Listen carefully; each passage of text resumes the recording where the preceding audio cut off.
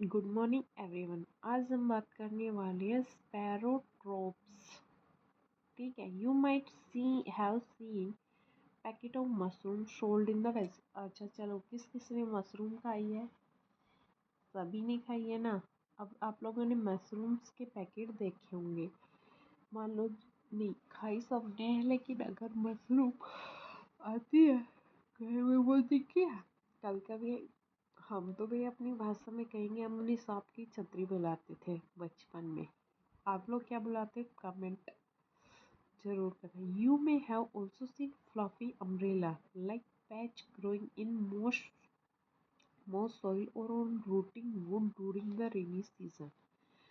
जो ये मशरूम्स होती है, ये एक तो वहाँ पर उगती है जहाँ पर लकड़ी गलने वाली होती है ना, उसमें होती है, या फिर जो पैसेस ग्रोइंग इन जो मिट्टी होती है ना, क्या बोलते हैं उसको, गीले मौसम में उसमें उगती है। ये ज़्यादातर रेनी सीजन्स में होती है। Let us find out what type of nutrients they need to survive और from where they get them. पहले चलो देखते हैं कि इन्हें कौन सा न्यूट्रिएंट्स चाहिए जिंदा रहने के लिए। ठीक है, take a piece of bread and moisten it with water. Leave it in most warm place for 2-3 days until fluffy patch appears on them. आप एक ब्रेड लेना और उसे वाटर में एब्जॉर्ब करना और उसे फिर एक वार्म प्लेस पे रख देना 2-3 दिनों के लिए, जब तक कि वो उस पे के फ्लफी पैचेस ना आ जाए। फ्लफी पैचेस का मतलब जैसे कि ये फफूंदी ना आ जाए। फफूंदी आती है ना हमारी ब्रेड में, वही है।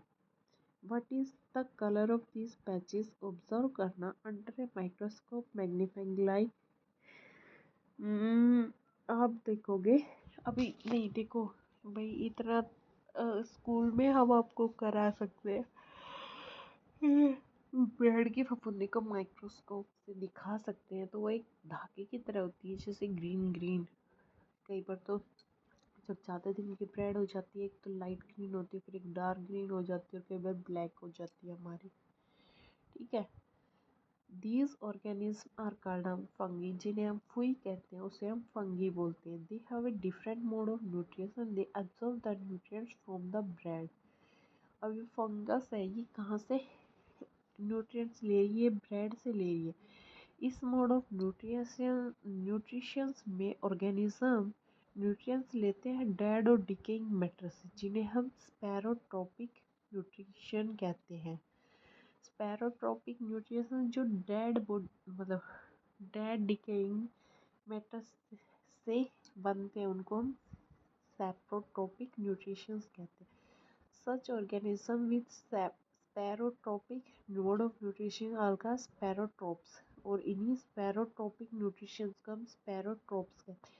Fungi also grow in pickles, leather, cloth, other articles that are left in hot and humid weather or long time. During the rainy season, they spoil many things.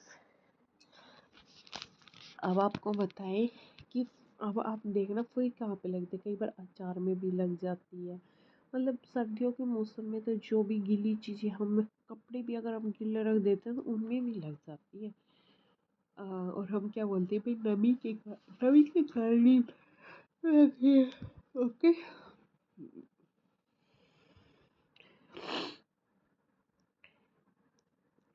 wet they germinate. Now can you figure out how we can protect our things? अब हम बताते हैं कि आपको protect कैसे करना अपने को। Some organism live together and share both shelter and nutrition. This relationship is called Symbiosis.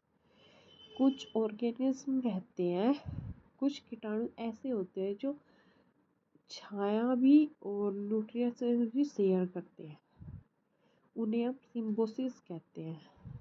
जैसे कि fungi inside the root of plant, the plant provide nutrition on the return fungi provide water and certain.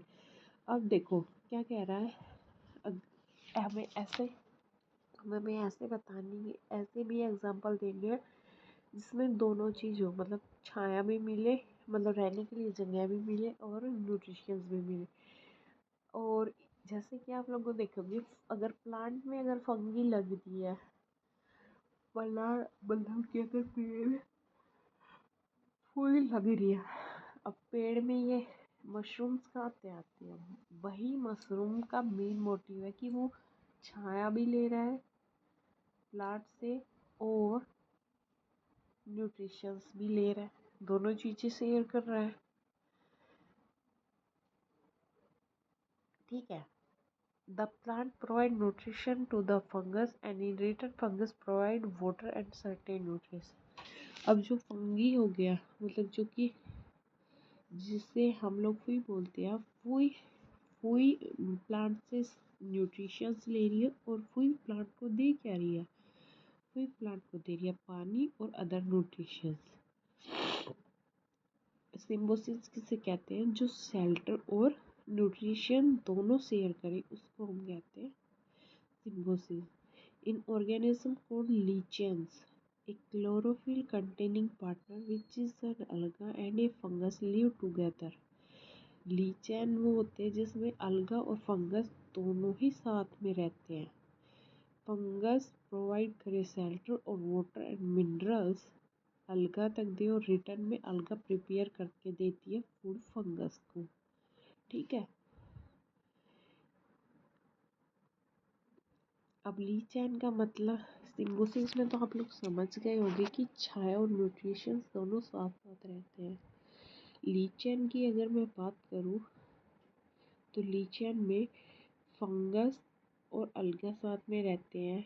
अब fungus तो छाया प्रदान करती है और छाया देने के अलावा वो पानी और मिनरल्स भी देती है अलगा से, और रिटर्न में अलगा उसे क्या प्रिपेयर करके देती है? फूड।